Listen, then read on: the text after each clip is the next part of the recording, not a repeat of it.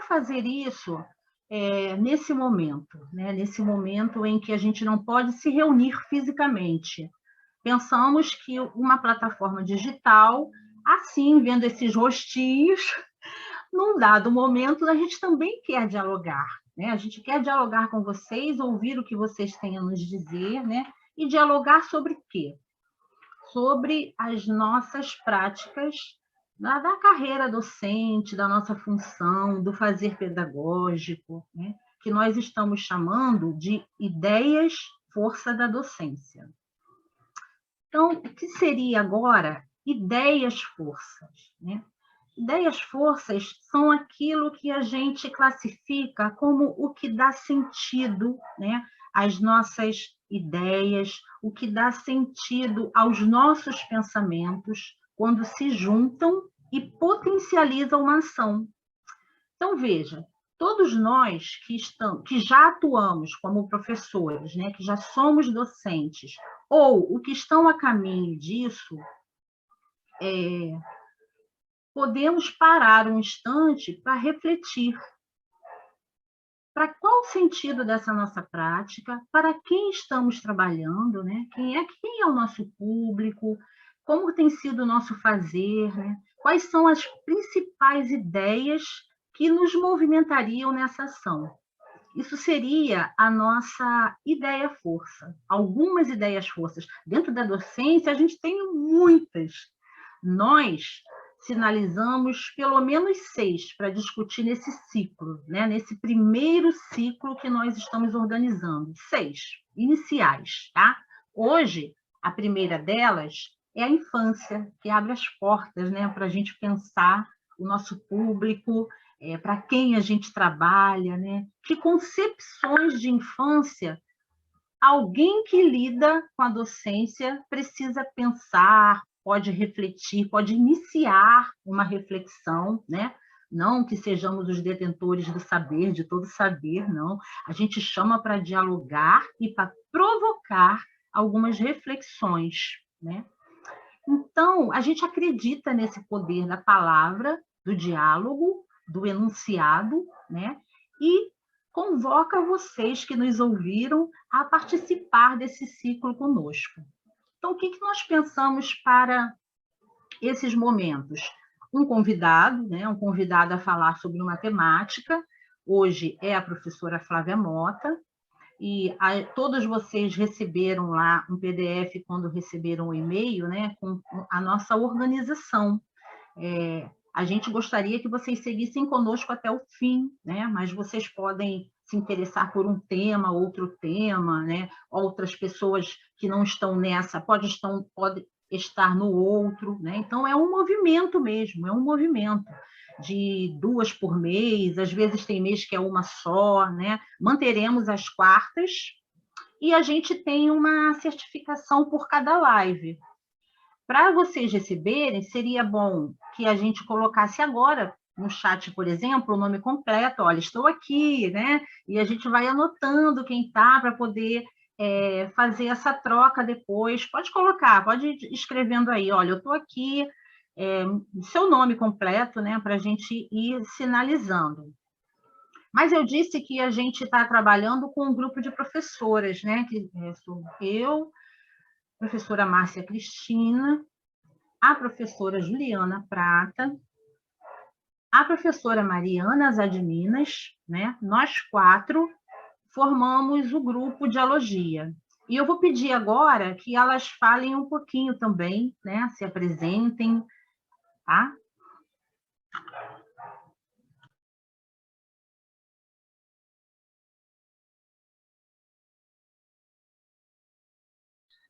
Ok, eu começo então. Boa tarde a todos e todas, né? Meu nome é Márcia, sou parceira aí de Ana e Juliana e Mariana, nós 4 trabalhamos no mesmo ano de escolaridade no CAP, né? Somos parceiras, bem parceiras mesmo, isso é uma coisa muito boa, né? A gente consegue dialogar, né? Usar a nossa temática, né? Dialogia em nossa prática, e a proposta é essa, né? Que a gente converse, que a gente dialogue, que a gente se apoie, né? Acho que é importante a gente ter esse olhar, né? Somos todos atuantes na educação, e ainda mais nesse momento onde somos tão atacados, né? É importante que a gente se segure, que a gente esteja junto, e não só fique no discurso, né, de um segurando a mão do outro, não, que a gente realmente se segure, porque a gente precisa. A nossa profissão é maravilhosa, nós amamos muito o que fazemos, e mais do que nunca, um junto do outro, tá bom? Então, sejam todos bem-vindos e bem-vindas. Olá, boa tarde, eu sou Juliana, me sinto muito honrada em participar dessa equipe, trabalho com a Ana Lúcia há muitos anos, em diferentes lugares, trabalhamos juntas em Mesquita por muitos anos, e estou muito honrada de fazer parte dessa equipe do Dialogia, e muito feliz em estarmos juntos, pessoas queridas aqui, tem até amiga de ensino médio, amiga para a vida, pessoas do departamento, professores de diferentes espaços, então sejam muito bem-vindos e me sinto muito feliz e em estado de aprendizagem. Tenho muito a entender e a me aprofundar sobre as ideias força e aprender mais sobre infância, a concepção de infância, com certeza vai ser uma experiência muito importante para mim e para todos nós. Obrigada.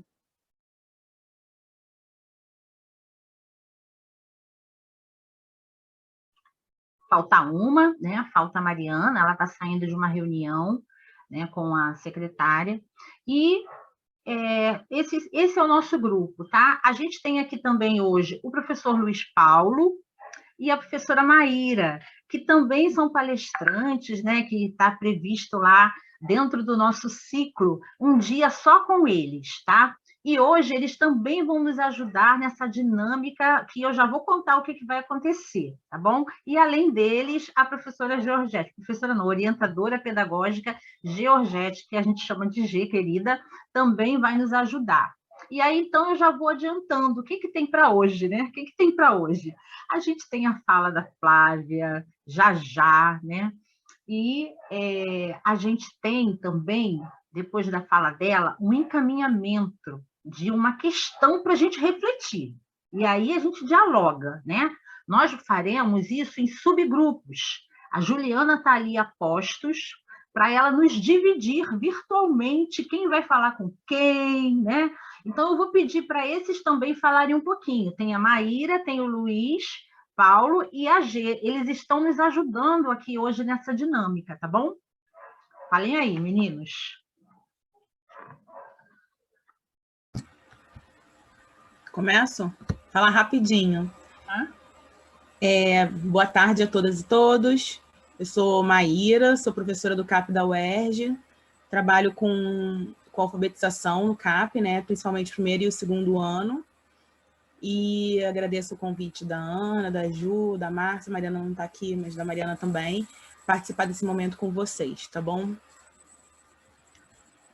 Obrigada aí.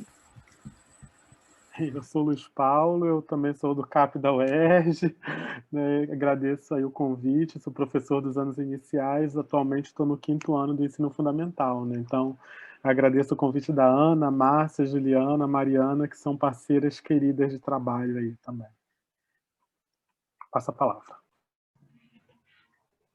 Oi, pessoal, eu sou Georgette, eu vou estar aí, estou na parceria aí com a Ana, sou orientadora pedagógica de 2 redes municipais, Mesquita e São João de Meriti. E também pertenço aí ao grupo de pesquisa, né, da Flávia, que a Ana também participa, e outros amigos aqui. E conheço a Juliana, que já fiz um trabalho com ela, conheço a Maíra também, que a gente já deu uma palestra juntas, e muita gente boa aqui também. Raquel aí, que é do município. Um abraço.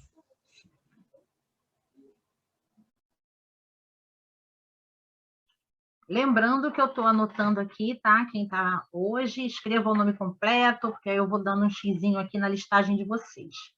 Bom, e agora, explicando a nossa dinâmica, mais uma vez, a professora Flávia vai falar conosco, né, sobre concepções de infância. Em seguida, ela vai nos encaminhar uma questão que a gente vai refletir sobre ela, né, em outros grupos, acompanhados desses professores que acabamos de falar agora, tá? Então, vamos ouvir atentamente o que a professora tem a falar, né? Para a gente poder amadurecer a questão que, em seguida, a gente vai dialogar e voltar para cá. Então, a gente sai da sala, volta para a sala, sabe? É uma coisa, assim, bem dinâmica, né? A gente sai um pouquinho, mas retoma para cá, para a gente fazer um plenário dialógico, onde vocês vão falar mais do que ouvir no terceiro momento, né? Então, tem esse primeiro momento da apresentação, o segundo com a professora Flávia, não, é o quarto, que aí tem o terceiro que se divide e retoma num quarto momento, tá? Ninguém foge, fica todo mundo aqui que vai ser muito bom. Bom, então agora eu só quero apresentar a vocês a professora Flávia Mota, professora associada da Rural. No meu cartaz de divulgação eu escrevi que ela era adjunta, né? Foi uma gafe de minha parte, e ela é professora associada da Universidade Federal Rural, né? Trabalha no curso de pedagogia e também na pós-graduação, né? Sou orientanda dela, né? Acabei de concluir o doutorado, mas ela ainda me orienta para a vida. E assim, uma relação que permaneceu, né? E nós participamos de um grupo de pesquisa coordenado pela professora Flávia, que é o GPLID, onde nós conversamos sobre infância, conversamos sobre linguagem, diferenças, né? E nos orientamos pelas propostas do Círculo de Mikhail Bakhtin. Então, já é até um convite, né? Assim, quem quiser dialogar conosco no grupo de pesquisa, tem aqui pelo menos uns 5 integrantes desse grupo. E agora eu passo a palavra para a Flávia, para a gente iniciar uma reflexão sobre concepções de infância. E já agradecendo sua vinda, Flávia, muito obrigada. Um prazer ter você com a gente, tá? Muito obrigada. Bom, boa tarde a todas, todos e todes. Estou vendo aqui uma opção de carinhas conhecidas e outras carinhas não tão conhecidas, mas estou vendo que tem alunos também da disciplina de graduação que eu faço, que eu dou na Rural, de Psicologia e Educação. É muito legal ver vocês aqui, vi Bruno, vi Paulo, não sei se tem mais alguém, mas, enfim, é um prazer estar com vocês aqui. E o convite da Ana foi muito legal, mas eu queria dizer que hoje, na verdade, Ana, Georgette, eu, e em breve, Andréia, Ana Alice, as outras somos pesquisadoras associadas agora, né? Por mais que ela ainda me chame de orientadora, quando a gente preenche o Lattes, e vocês todos que não são, que já passaram da fase de alunos só da graduação, mas mesmo os da graduação já devem conhecer o Lattes. O Lattes é uma coisa que a gente precisa alimentar constantemente, senão ele acaba mordendo a gente. Então, a gente alimenta o Lattes, e lá no grupo de pesquisa, quando vocês defendem o doutorado e saem da condição de matriculado na universidade, eu preciso ajustar a posição de vocês, e vocês agora entram como pesquisadoras associadas ao grupo, o que é muito legal, entre outros aspectos, tirando o aspecto da brincadeira, porque a gente começa a ter vinculações interinstitucionais, que eu acho que são fundamentais para que a gente cresça como grupo de pesquisa sobre infância, como grupo que trabalha a partir do viés da linguagem, enfim. E interessante que a Ana traz a proposta da gente retomar a conversa sobre concepções de infância exatamente no momento em que o próprio grupo de pesquisa está fazendo esse movimento. A gente fez um movimento de estudar linguagem, a gente estava direto em Bakhtin, em autores, né, do Círculo, e aí, de repente, a gente começou a perceber que tinha uma galerinha nova chegando, se somando ao grupo, e que em nenhum momento a gente tinha parado para dizer, opa, peraí, calma, o sujeito com o qual a gente pesquisa a maior parte das vezes é a criança, o sujeito de pouca idade. E que concepção é essa que orienta o nosso olhar e a nossa interação com eles? Então, no próprio grupo, a gente também está fazendo esse movimento de retomar estudos da infância, como lá no Florestan Fernandes, agora estamos indo para o Corsaro, estamos voltando em algumas conversas para que as pessoas tenham uma clareza de como é que a gente compreende esse sujeito com o qual a gente pesquisa. E aí, antes de eu começar a falar propriamente da concepção de infância, eu quero pedir desculpas a vocês por eventuais barulhos. Eu estou na minha varanda, que eu acho que é o lugar mais agradável de estar, mas isso significa que vai ter cachorro latindo, pode ter ambulância passando na rua, essas coisas que são inevitáveis quando o trabalho invade a nossa realidade doméstica, assim como está invadindo a de todos vocês, com a diferença que vocês podem estar com o áudio ou o vídeo desligado, e eu, nesse momento, apresento, né, os aspectos da minha casa para vocês, mas faço isso com muito prazer. A despeito do momento muito difícil que todos nós estamos passando, especialmente agora o momento mais recente, né? É difícil desde o início, mas está muito intenso agora. A despeito disso, esses momentos de encontro, para mim, são um alento. São um momento que vale a pena, onde eu encontro vocês, onde a gente discute as coisas, onde eu dou aula, onde eu escuto os alunos, onde a gente, enfim, interage, né? E só antes ainda de compartilhar uma tela com vocês para as coisas que eu vou falar, dizer que, obviamente, nesse tempo que a gente tem, a gente vai fazer uma passada muito breve no assunto. Na verdade, assim, a ideia é dar um petisco para que as pessoas tenham interesse e corram atrás de se aprofundar, porque certamente é possível fazer mais do que um curso de estudos da infância, concepções da infância.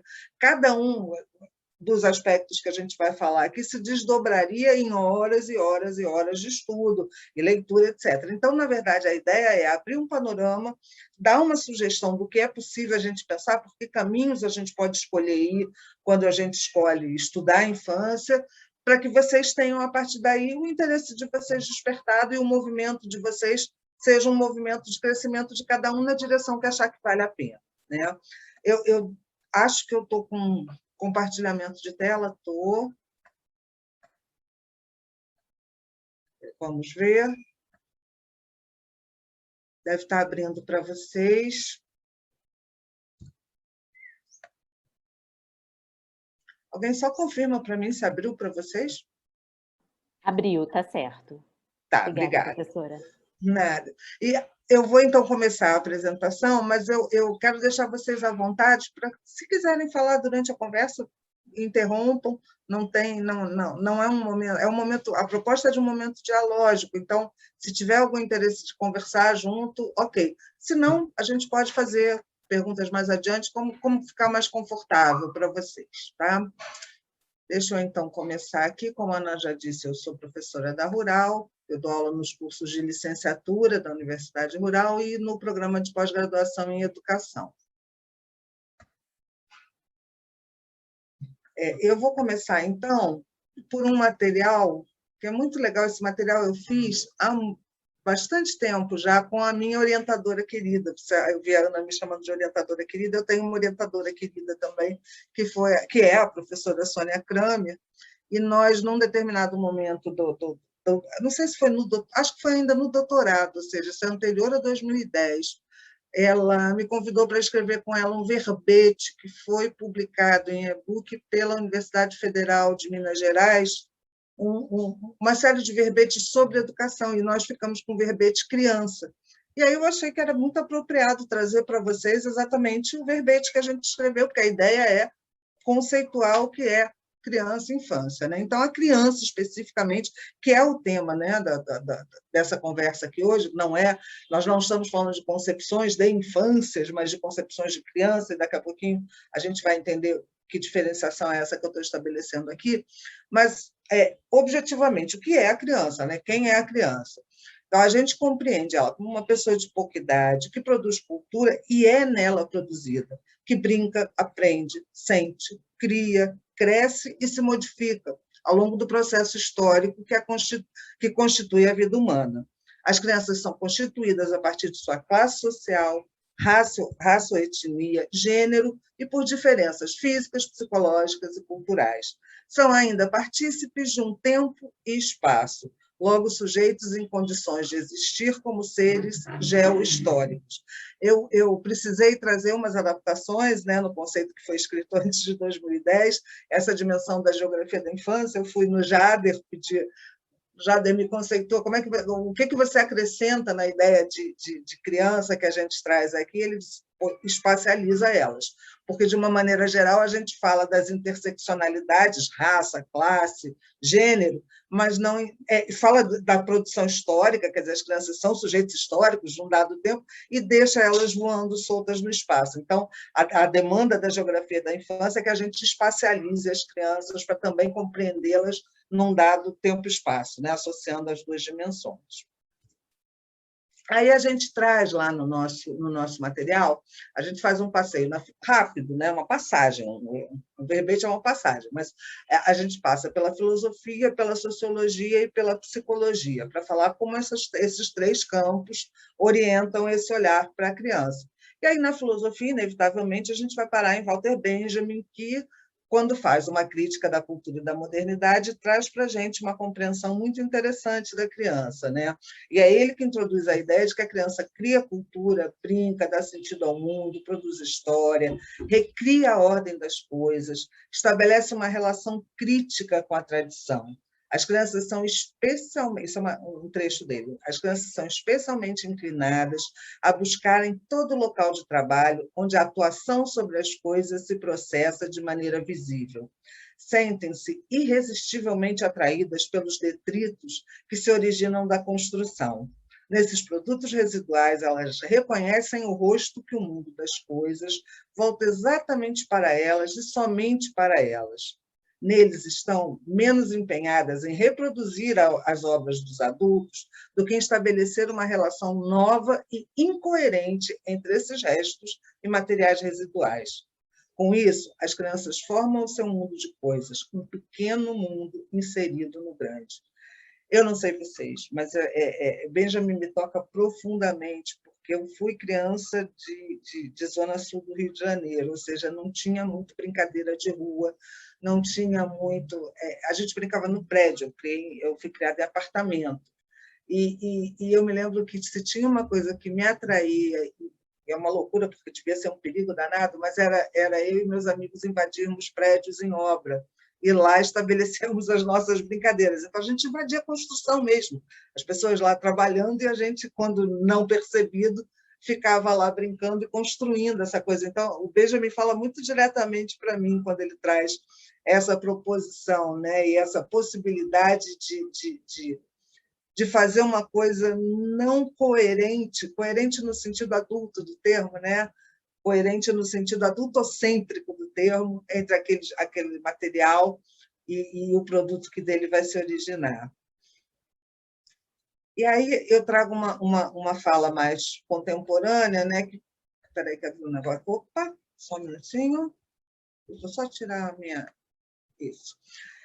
Eu trago uma fala de pessoas que estão produzindo na filosofia da infância, um pouco mais contemporânea, para dialogar lá com o verbete, que a gente tem que a filosofia da infância é vista como uma temporalidade desvinculada das etapas da vida. Então, não é necessariamente, a filosofia da infância não retrata necessariamente uma criança, mas pode estar se referindo à criança que a gente foi, a criança que antecede o adulto, a criança enquanto conceito abstrato daquele que inaugura o mundo, aquele que inaugura a linguagem, aquele que tem um olhar novo sobre tudo, né? A filosofia traz essa possibilidade desse olhar da criança numa perspectiva um pouco mais abstrata. Então, na verdade, essa infância é uma condição dos sujeitos, é antes uma dimensão do que uma etapa da vida. Ou seja, trata-se de uma infância conceitual.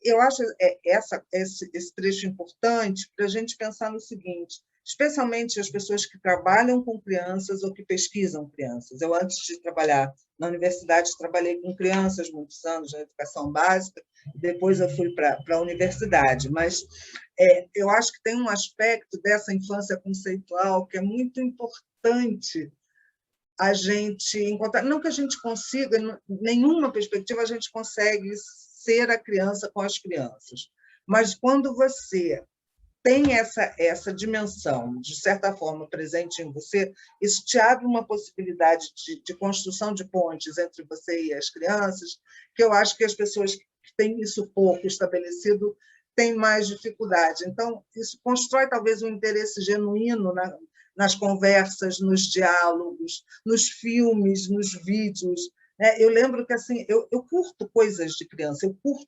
é verdade, não é? Eu não preciso fazer força para gostar de ver desenho animado, eu gosto de desenho animado, né? Eu gosto de músicas que são teoricamente voltadas para as crianças, eu gosto da literatura escrita para as crianças. Então, isso, de alguma maneira, cria laços e cria pontes, e eu acho que isso facilita, né? E eu atribuo isso a essa criança que, de alguma maneira, me habitou e que não é igual à criança que está lá fora, mas que ainda me permite olhar com um pouquinho de novidade para as coisas e com essa curiosidade, né, que a gente observa ali neles. Mas tem ainda, na filosofia, a gente ainda tem a galera que trabalha a filosofia para ou com crianças, né, que está atenta aos sujeitos como seres que vivem essa etapa da sua vida, ou seja, as crianças concretas, e que provoca a indagação por uma educação definida para aqueles que atualmente habitam a infância, para fazê-los partícipes de um mundo comum. E aí, eu preciso trocar minha página, e ela deu uma congeladinha, foi. Eu vou perguntar para vocês se vocês estão ouvindo, mas eu acho que vocês vão me dizer que não estão ouvindo, porque eu tive dificuldade eu estou com dificuldade de fazer esse computador que é novo, transmitir com som. Eu estou com esse problema na minha aula, e lá a gente conseguiu passar direto o link, e aqui eu acho que vou ter o mesmo problema. Só me respondam se vocês estão ouvindo algum som, senão eu vou parar minha partilha de tela para a Ana botar no dela. Nenhum Vocês som, estão... Flávia. Nenhum som. Então, Não. para aqui, interrompe o partilhamento de tela. Ana, você pode botar para a gente, Piper? É uma pequena animação de 3 minutos, mas que eu acho que traz essa dimensão do que a gente está falando, dessa etapa, dessa dimensão da vida. Eu queria muito que vocês assistissem, um curtazinho premiado. A Ju vai botar. Obrigada. Aí, quando ela terminar, eu retorno.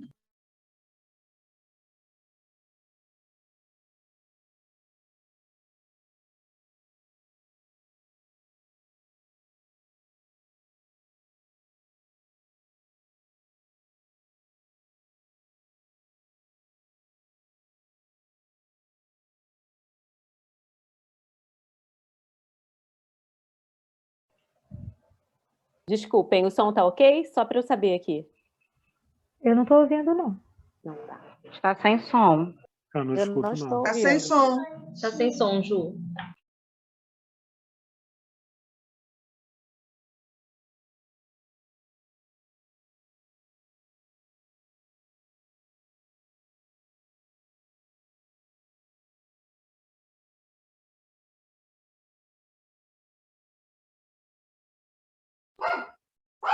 Ju, acho que você tem que apertar Share the Sound, uma coisa.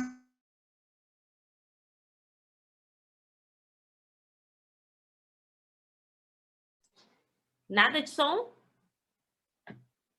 Nada. Continua sem som, Ju. Puxa.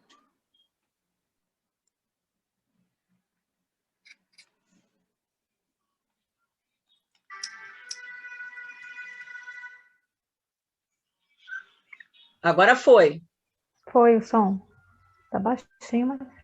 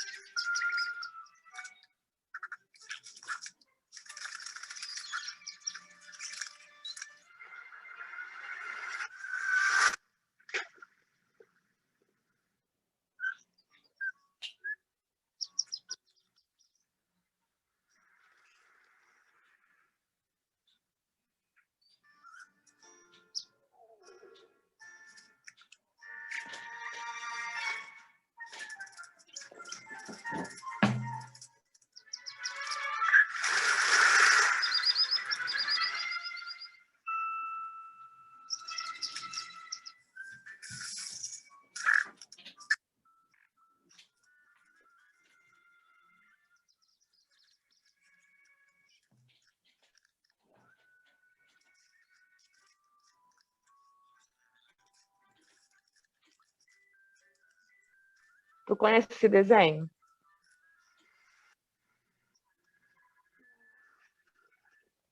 Depois eu vou te marcar. É a coisa mais fofinha. E esse bichinho, ele faz isso mesmo no mar de verdade. Ela está usando aqui como...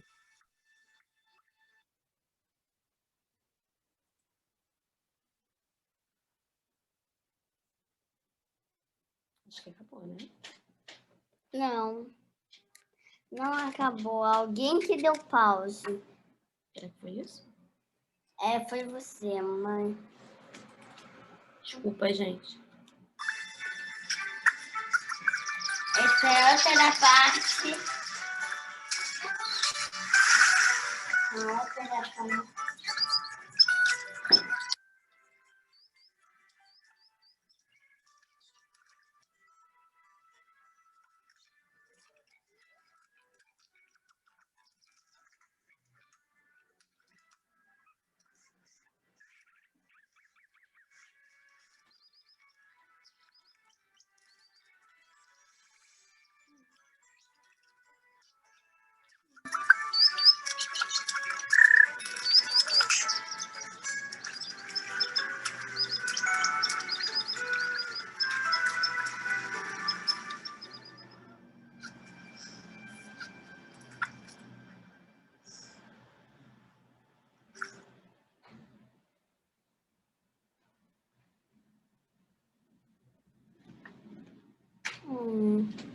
Continua, Flávia?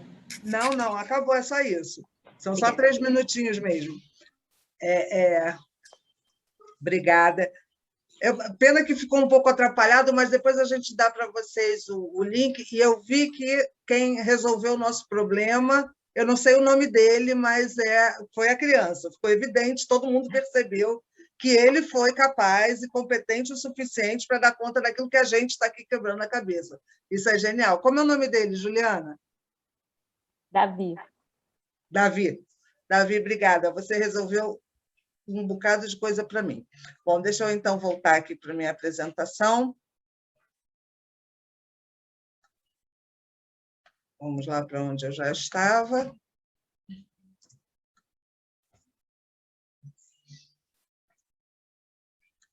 Bom, e aí, falando um pouquinho da psicologia que orienta esse trabalho, vocês devem ter noção que assim, as concepções de infância da psicologia e da medicina sempre foram muito normatizantes, etapistas, até porque toda a ciência que se desenvolvia lá no final do século XIX e início do século XX era uma ciência baseada nos conceitos de evolução, de desenvolvimento, de etapas e tal. Com a psicologia de Vygotsky, que é a psicologia histórico-cultural, a gente começa a ter uma outra compreensão do sujeito situado histórico e culturalmente, né? Então, o que a gente observa? Que a criança supera, dentro dessa perspectiva, uma condição natural, ou seja, a condição biológica, a condição de organismo vivo, pura e simplesmente, pela linguagem. E aí ele vai se fazendo na história, ao mesmo tempo que, por estar na história, ele faz história. E o Vygotsky diz uma coisa legal: tudo que está dentro da gente tem uma dupla existência. Primeiro, ele existiu entre a gente. Então, entre o bebê e um outro, começa a se construir linguagem e significações, e essa linguagem é que vai sendo introjetada pelo sujeito, que, ao entrar nesse universo da linguagem, ele é convidado às significações, né? Então, é essa perspectiva hoje que olha para a criança de uma maneira um pouco diferente do que aquela maneira desenvolvimentista, do que já se deve estar fazendo com tantos anos e tal. Enfim, é uma outra perspectiva distinta, tanto de uma perspectiva piagetiana como da própria perspectiva psicanalítica mais tradicional. Se a gente trouxer para uma psicanálise mais contemporânea, aí não precisa ficar preso nessa ideia, mas na psicanálise mais tradicional, com desenvolvimento psicossexual e por aí vai, né? Então, na verdade, para essa linha de psicologia, a criança, ao interagir com os outros sujeitos, ela vai sendo puxada para aquilo que o Vygotsky chama das funções mentais superiores, que são as funções que possibilitam a criança pensar de uma maneira mais elaborada e menos concreta a realidade. E aí ela vai se desenvolvendo.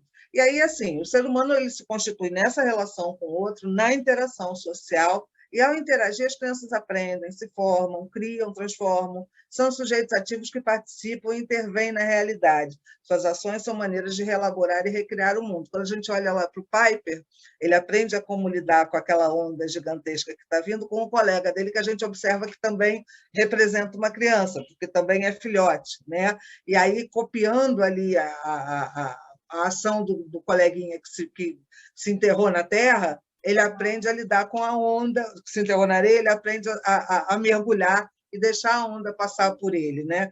Na verdade, a ideia de imitação dentro da psicologia histórico-cultural é bastante importante, porque ela não é aquela imitação sem reflexão. A imitação é o que te joga adiante naquela ideia de zona de desenvolvimento próximo que o Vygotsky elabora, né?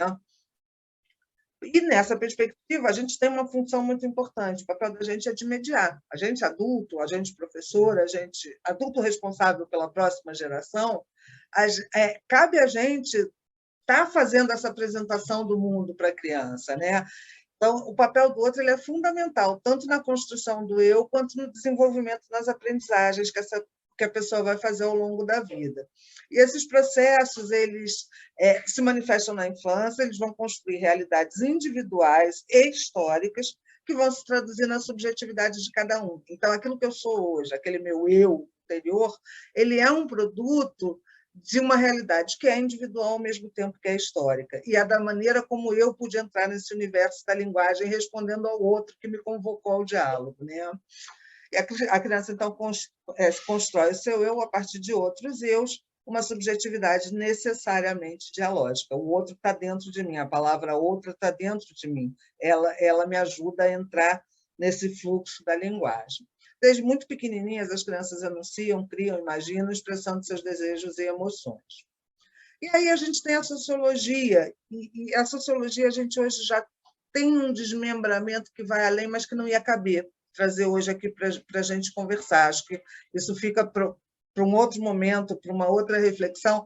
Mas, assim, grosso modo, a gente tem uma divisão da perspectiva da sociologia que olha a criança ou numa perspectiva estrutural, não estruturalista, mas estrutural, ou numa perspectiva concreta. Então, quando eu olho estruturalmente, eu penso na criança como a geração. São aquele conjunto de pessoas daquela faixa etária que hoje ocupa o que a gente chama de infância, né? Então, as crianças entre, sei lá, 0 e 12 anos. No Brasil, a gente compreende até 12 anos como infância, depois a gente chama de adolescência e por aí vai. Isso é uma construção também social e cultural, né? Já a sociologia que trabalha com uma perspectiva mais concreta, ela vai olhar cada sujeito histórico em si. Então, nessa perspectiva da sociologia concreta, a gente tem perspectivas interpretativas, né, que vão buscar compreender a criança no seu pertencimento a uma categoria social, estudando como é que elas se subjetivam, estudando as suas interações com os adultos e com seus colegas, como é que eles recriam as culturas onde eles estão inseridos, né? E aí a gente tem que estudar as crianças a partir do próprio campo delas, como diz Sarmento, não numa perspectiva adultocêntrica, ou seja, não me cabe olhar... Só um minutinho, que estão derrubando a minha casa. Por favor, Carol. Foi sem querer, ótimo. Desculpa, gente, a minha filha na cozinha derrubando a casa. Mas voltando para... Eu estava tentando ignorar, mas começou a ficar impossível. Bom, voltando para cá, então, eu estava falando sobre essa perspectiva adultocêntrica, que é quando a gente olha do nosso ponto de vista, do ponto de vista de quem já teve uma infância e já passou por ela, do ponto de vista de alguém que já sabe uma série de coisas que a gente acaba construindo como saberes, pelo fato do tempo de vida e das histórias já vivenciadas. Enfim, a proposta dessa perspectiva de estudos das crianças é olhar para as crianças e tentar compreender qual é a perspectiva delas, sabendo que nós não seremos elas. Então, o Corsaro até propõe a construção de um adulto atípico na pesquisa, não na sala de aula. A sala de aula é uma outra relação, mas na pesquisa com crianças, que você se torne aí um adulto atípico, ou seja, aquele que não dá ordens, aquele que não começa nem termina nenhuma brincadeira e coisas assim, para que você possa entrar no fluxo do que está sendo conversado ali com um pouco mais de facilidade, sabendo sempre que você vai construir uma compreensão possível, né? Enfim, e aí, nessa perspectiva, especialmente, é muito importante identificar as interseções, né? Raça, religião, classe social, origem, local de moradia, gêneros, enfim, todos os aspectos presentes naqueles sujeitos concretos que a gente está ali pesquisando. Então, às vezes a gente olha para algumas infâncias, né? E é comum, o senso comum dizer, coitados, não tem infância. Não, tem sim, só é de um outro jeito, né? O que caracteriza o sujeito ser criança é a faixa etária, é a possibilidade de estar ingressando no mundo, é a possibilidade de construir esse mundo numa outra perspectiva. É evidente que vão haver crianças com condições de uma infância mais protegida e cuidada, que deveria ser de todos, e outras que, infelizmente, vão estar em condições desfavoráveis. A gente hoje, por exemplo, uma parte do nosso grupo de pesquisas está pesquisando crianças refugiadas. É evidente que a infância dessas crianças é marcada pelo deslocamento, né? pelo deslocamento espacial, pelo sofrimento inerente a esse processo e por aí vai. Mas nem por isso a gente vai dizer que não são crianças. São crianças que vivem dessa forma as suas infâncias. E aí a gente chega na questão da educação, né? Como é que a gente, como educador, tem que olhar para esses sujeitos, né?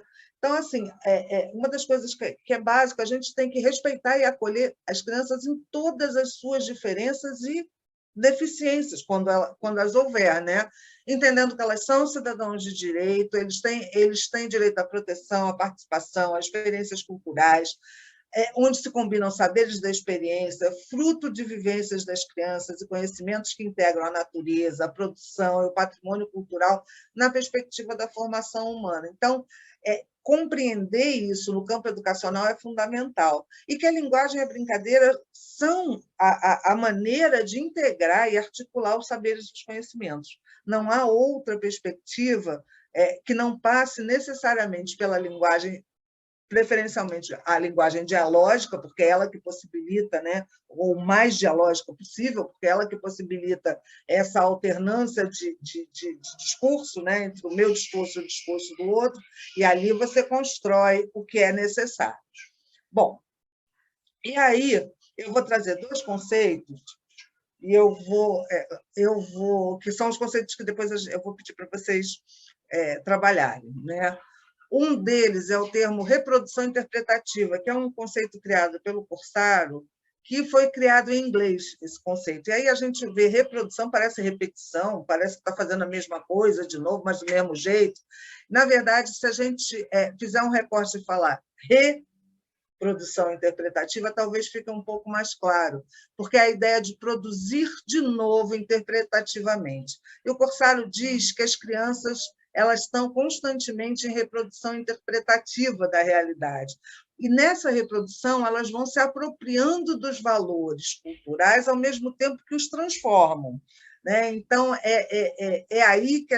E é interessante, o Corsaro ele vem de uma perspectiva vigotskiana, né, de pensar as crianças, e se a gente pensar, esse conceito está bastante próximo daquele conceito de zona de desenvolvimento próximo, eminente, ou proximal, como vocês preferirem usar o termo, né, porque, na verdade, a criança ela começa a fazer uso de artefatos culturais, artefatos no sentido mais genérico que vocês quiserem dizer, isso inclui, inclusive, a linguagem como artefato cultural, eventualmente sem nem compreender muito bem ainda o que esses artefatos são.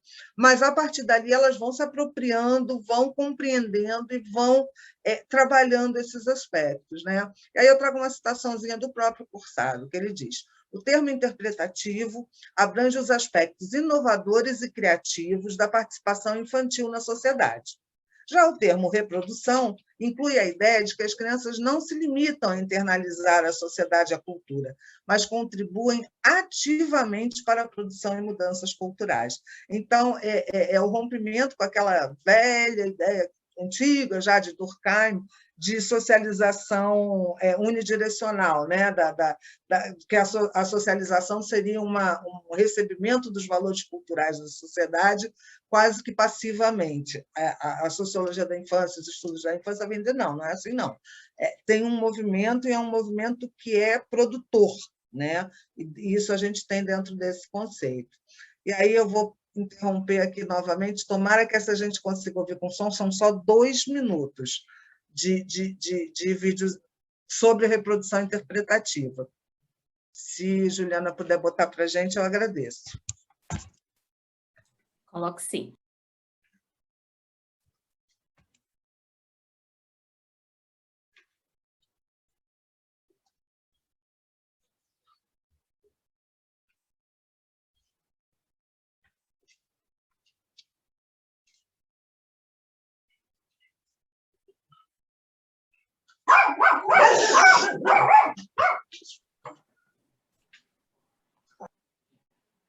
Quero comprar um pote. R$2? Então eu quero um pote verde e um amarelo. E um laranja. A senhora pega para mim e põe na sacola? Então tá, um verde. Não, azul eu não quero não, eu quero só verde. O azul eu não quero. A senhora pôs um azul aí, na sacola. Não, vermelho não, eu quero amarelo. Mas você não vai comprar tudo não, moça. Não tem dinheiro para comprar tudo não. Eu tenho. Você tem? Ah, e você vai me emprestar o dinheiro para eu comprar tudo? Tá bom. Quanto que vai ficar tudo? Quantos reais? R$2? Muito caro. É muito caro? R$2 tudo? Ah, então eu vou querer. Vai querer o carro? Todos, é. Vou levar todos. Por R$2, eu vou levar todos. Eu vou pegar o dinheiro com você, tá? Não, eu que tenho que te dar o dinheiro, toma. Os seus R$2. Esse dinheiro. Não, esse não. Esse é cartão. Ah, então eu quero pagar no cartão. Não. A senhora vai receber para mim, eu pago no cartão. Toma. Passa o cartão para mim. Débito.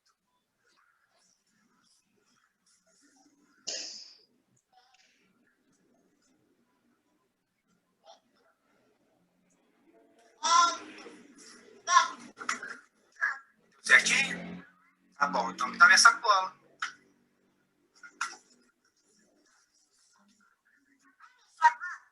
Depois eu volto. Tá bom, você vendeu tudo, né? Aí não tem mais o que vender. Tchau. Boas vendas para você que não tem mais nada para vender. Tchau. Tchau. Gente, eu não me canso de assistir esse vídeo. Eu achei esse vídeo no Facebook, acho que do pai da criança. O débito foi demais, gente. É fantástico, gente, é fantástico, é maravilhoso.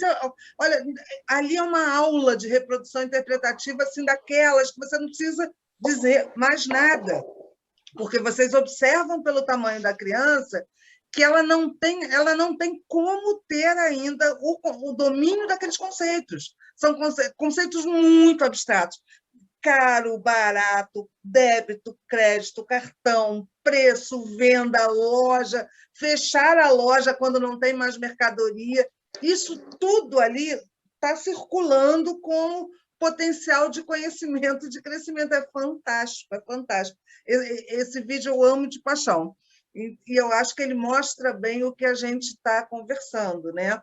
E aí, eu estou quase encerrando para que vocês possam ir trabalhar, porque senão não vai dar certo, o tempo vai além, mas além da reprodução interpretativa, eu precisava falar para vocês sobre a cultura de pares, e aí eu acho que eu nem preciso abrir novamente a apresentação. A ideia de cultura de pares é que a cultura de pares ela é um conjunto estável de rotinas ou atividades, valores, artefatos e preocupações que as crianças vão produzindo e compartilhando em interação com outras crianças. Então, eu pergunto isso eu perguntei isso para os meus filhos, eu pergunto isso para vocês, eu tenho certeza que todos vocês que têm crianças, vocês que são professores e estão na escola, sabem que nenhum de nós, adultos, ensinou para os nossos filhos, e eventualmente até para os nossos alunos, o adoleta, le petit petit polar, Nescafé com chocolate, adoleta, nenhum de nós parou para ensinar para criança nenhuma essa música, porque essa música é muito sem sentido. Outras músicas a gente até ensina, mas essa a gente até brinca com a criança quando ela chama para a gente brincar, mas não é uma coisa que a gente na escola, não é igual a baleia, é a amiga da sereia, ela faz tibum-chá que a gente faz na educação infantil. Essas músicas que a gente acha bonitinho de ensinar, a gente até ensina. Mas o Adoleta não faz nenhum sentido. E não há uma geração que não aprenda o Adoleta desde que eu sou criança. E eu tenho uma filha com 34, uma filha com 20 e uma neta com 10. E é interessante que a cada geração muda uma pequena coisinha na canção. Então, eu cantava de um jeito, a Paula de 34 de outro, a Carol de outro, a Larissa de outro. Pequenas variações vão sendo introduzidas com o tempo, na brincadeira. E aí a brincadeira vai tendo pequenas transformações. Mas, evidentemente, que isso a gente aprende na cultura de pares. A gente aprende a sequência numérica muito antes da escola falar em sequência numérica. Brincando de esconde-esconde. Vamos lá, vamos contar. 1, 3, 9, 12, 15. A criança que ainda não sabe contar, conta assim. E, aos poucos, na interação, na cultura de pares, nas brincadeiras, na cultura lúdica, que é a cultura de pares, ela vai aprendendo que há uma sequência e que essa sequência ela segue um padrão que se repete. E, por se repetir, ela vai se apropriando dela. E aí a gente acha que está fazendo uma coisa linda quando faz aqueles absurdos. Eu sei que vocês não fazem, porque aqui só tem professor bacana, mas quando a gente faz aquela coisa de botar a sequência para a criança ir completando na folhinha, aquelas coisas absurdas que a gente ainda encontra em muitos lugares, né? Então, compreender que a gente não precisa recorrer a essa extrema abstração que é o conteúdo tirado da vida para colocar num papel, mas que a gente, na vida, vai construir esses conhecimentos nas interações e nas brincadeiras com as crianças. E aí, só para terminar, eu vou passar só mais um pouquinho, eu juro, mas eu não vou ficar muito tempo, não. Hoje é a vingança da Ana Lúcia, porque todas elas, né, elas passam 4 anos estudando doutorado, e eu digo para elas que elas não podem passar 1 minuto dos 30 minutos, elas têm entre 20 e 30 minutos na defesa, e que eu não admito que elas passem de 30 minutos, porque eu acho desrespeito com a banca. Então, eu hoje estou aqui me sentindo assim, objeto de vingança da Ana Lúcia, porque ela me deu meia hora, mas em minha defesa, eu tenho a dizer que ela tinha me dito que eram 40 minutos. E hoje, agora há pouco, ela falou meia hora. E aí eu falei, vou me adaptar, até porque senão não é dialógico, né? Então, compreendo isso. Eu vou só trazer um pedacinho final da minha pesquisa de doutorado, onde vou ler um pedacinho do campo. A minha cachorra resolveu participar. Opa, tem. Bom, não vou trazer esse, não vou trazer esse, não vou trazer esse. Quando eu fui fazer minha pesquisa de doutorado, na minha doce ilusão, eu achei... Para, Chloé Chanel! Eu achei que eu ia conseguir discutir as relações de poder entre as crianças de 5 anos, numa turma de educação infantil. No doutorado, eu me mudei para a cidade de Três Rios, então eu estava pesquisando numa escola lá. E aí eu cheguei lá toda animadona, crente que eu ia conseguir falar sobre as relações de poder entre as crianças de 5 anos. Primeira coisa que... E olha, eu vinha de uma pesquisa de mestrado com crianças, mas a primeira coisa que assim, desconstruiu geral é que era muito diferente ser menina e ser menino nas relações de poder. E aí eu trago alguns elementos do campo para falar sobre isso, né? E trago elementos que eu pude constatar ao longo da pesquisa, enfim, e aí vou compartilhar aqui com vocês como essa questão de gênero é uma construção também aprendida, tal como todos os outros elementos da cultura, né? Então, por exemplo, quanto à ocupação espacial das brincadeiras, depois de um tempo foi possível perceber que, enquanto os meninos se espalhavam por toda a sala de aula, as meninas estabeleciam uma base fixa para suas brincadeiras, com limites espaciais bem definidos, quase fronteiras territoriais. Então, o debaixo da mesa da professora, o cantinho, e os meninos não tinham isso, eles passavam correndo e tal, e aí todo mundo diz, nossa, como os meninos são mais atirados. E, na verdade, o que a gente está vendo ali é uma construção social de um jeito de ser menino e de um jeito de ser menina. Outra coisa que foi assim, fantástico, o tempo que eles levavam arrumando a brincadeira. Entre os meninos era assim, bora brincar de bicho brabo, bora, bora! Começava a brincadeira. As meninas era assim, tá bom, então a gente vai brincar de casinha, mas eu que arrumo a sala, e aí os móveis a gente vai fazer com a massinha de modelar. Ah, tá bom. E quem vão ser as pessoas que moram na casa? Aí eu estava pensando, enfim, a brincadeira das meninas, quando ia começar, tinha terminado o tempo livre, já era tempo de outra coisa. Né? Então, isso também me mostrou muito das questões de gênero que hoje nos afetam em vários aspectos. Né? Óbvio que, gente, isso é uma generalização, toda a construção de categorias, hoje eu não faria pesquisa desse jeito, mas na época era assim como que eu podia fazer e pensar.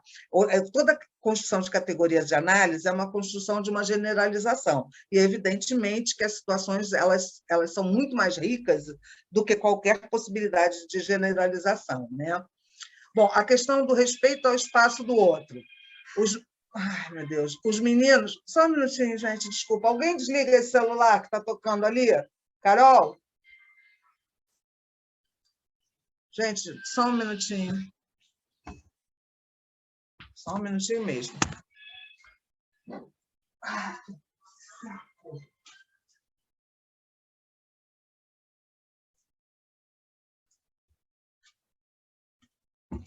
Desculpa.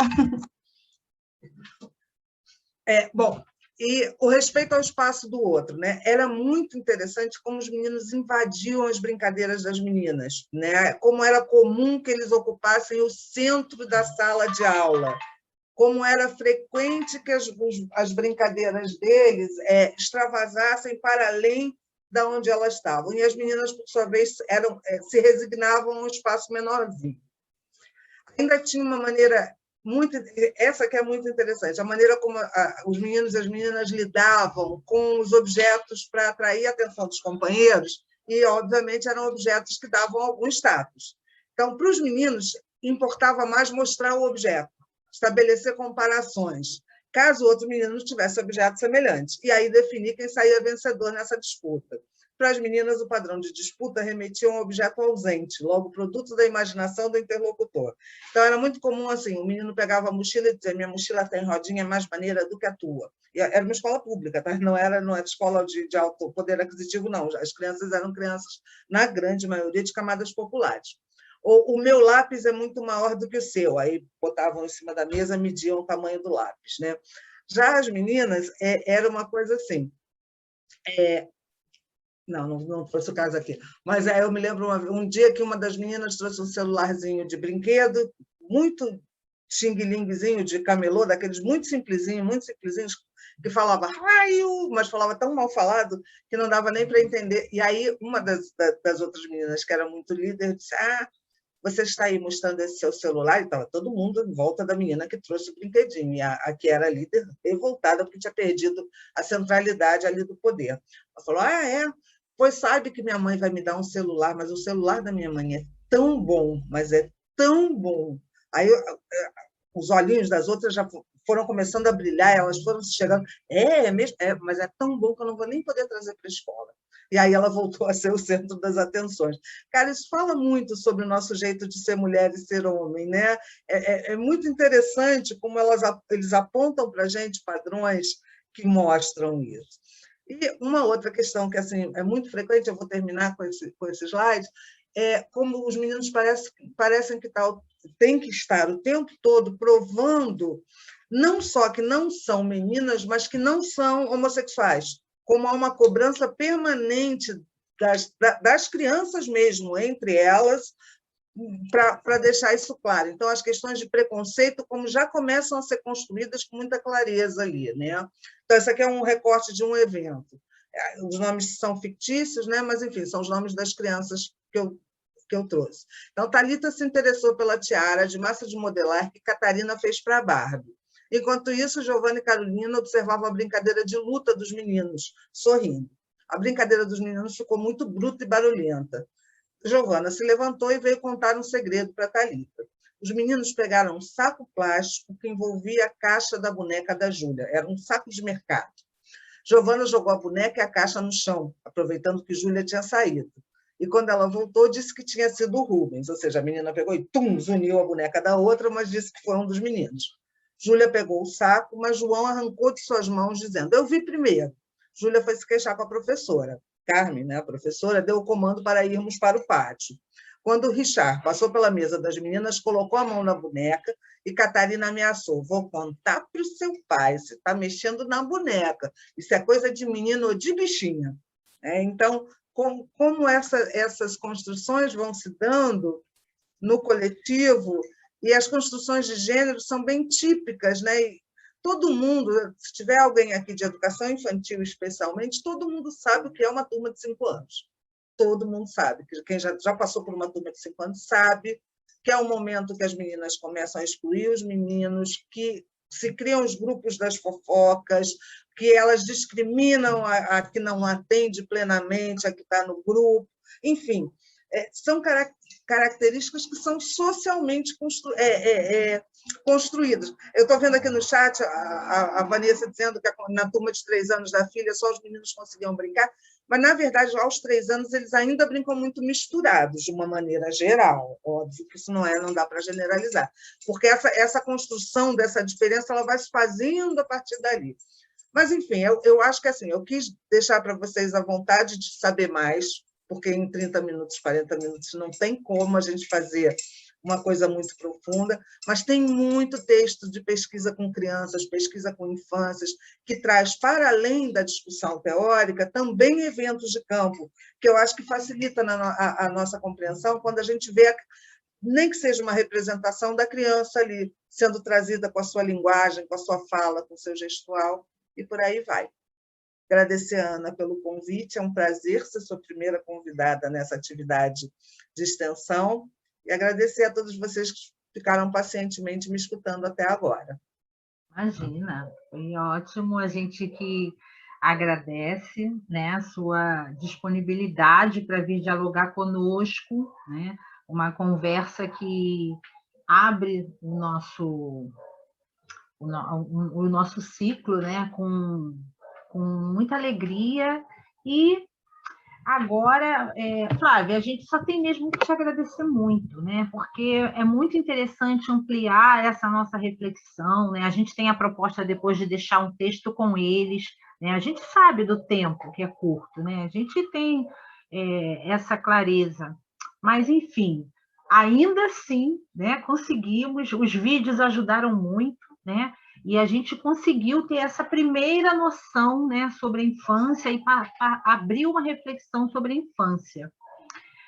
Agora, então, muito obrigada, né? Agora, então, a gente parte para esse quarto momento, que seria a nossa subdivisão, né? Todo mundo conseguiu ver o e-mail antes de vir para cá? Nós colocamos no e-mail um grupo, um número para vocês, né? Um número que onde vocês deveriam agora se locomover. Se vocês não conseguiram ver, escreva o nome aqui que a gente localiza vocês, tá? Olha, eu não me achei, né? E a gente tem aqui uma listagem que nós conseguimos localizar vocês para saber para onde vamos. E, Ju, você quer explicar melhor essa dinâmica, por favor? Nós temos uma questão para debater lá, eu vou escrever essa questão no chat. Enquanto a Ana escreve a questão para o debate, eu vou explicar a dinâmica desse momento. A gente vai ser sugado para salas instantâneas. Então, pode acontecer 3 coisas. Nada, e você automaticamente sair dessa sala e se encontrar com outras pessoas. Pode acontecer de você ter que marcar yes ou de você ter que marcar sim. A pergunta é se você vai para uma sala instantânea. Você ainda continua nessa sala do Zoom. É como se estivéssemos no espaço físico e entrássemos ali numa portinha. Depois, com o tempo definido, vão ser 25 minutos de conversa. Nesse tempo, quando bater 24 minutos, você receberá uma contagem regressiva, você vai vir essa contagem de 1 minuto e você vai ser sugado de volta para essa sala principal. A conversa das salas privativas, ela não vai ser gravada, não é possível, só o que está acontecendo aqui na nossa sala principal. Então, eu vou pedir uns 2 minutos de paciência. Se você não for sugado para essa sala, ou se acontecer algum problema na sua conexão, você volta para cá. Se por acaso você cair durante esse evento, você volta para cá e eu te direciono novamente para o seu grupo. Eu estou aqui com a organização dos grupos, certo? Ana, você quer ler o encaminhamento? E aí eu redistribuo as pessoas? Isso. A Flávia falou para a gente sobre reprodução interpretativa, sobre cultura de pares. A gente viu aquele vídeo da criança, né, representando muito bem o que ela vê na sociedade, né? E aí ela traz essa questão para a gente refletir. Que exemplos de reprodução interpretativa e cultura de pares podemos observar em nossas práticas educativas? E aí, quem ainda não está atuando na educação, né, que a gente tem aqui pessoas da graduação, a gente também pode pensar isso no mundo, né, olhando para crianças, né, que exemplos a gente vê de crianças fazendo essa representação interpretativa que a Flávia falou para a gente, tá? É essa a questão.